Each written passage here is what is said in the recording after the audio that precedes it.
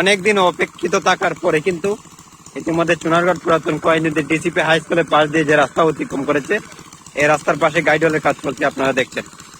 তো পাশাপাশি এগুলোকে উঠানো হচ্ছে, যে আগাছাগুলা জন্ম নিয়েছিল এগুলাকে গুড়া থেকে কিন্তু উঠানো হচ্ছে। আপনার কেটে ফেললে কিন্তু আবার উঠবে।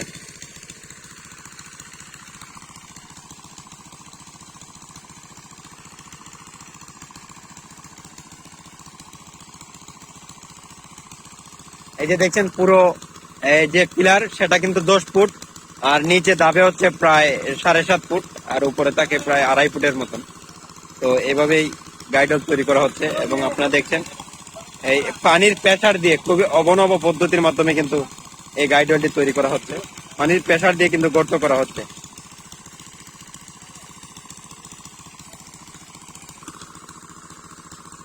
এই যে দেখেন এগুলাকে নামানো হচ্ছে।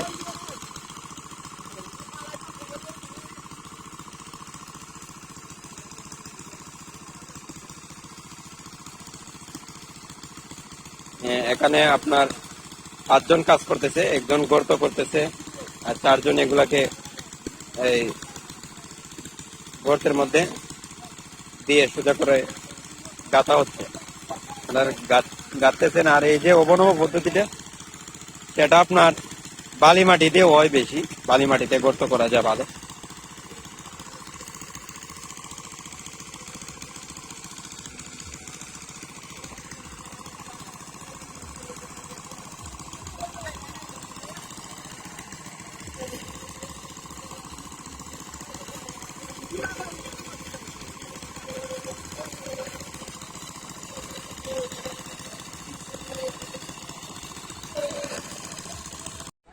সুপ্রিয় দর্শক, দেখছেন এই গাইডওয়ালের কিন্তু আপনার সোজা, এই রাস্তাটি সোজা, এবং সোজা করে কিন্তু গাইডওয়ালটি তৈরি করা হচ্ছে। এই ফিলারগুলোকে গেঁথে কিন্তু এইদিকে যাওয়া হবে।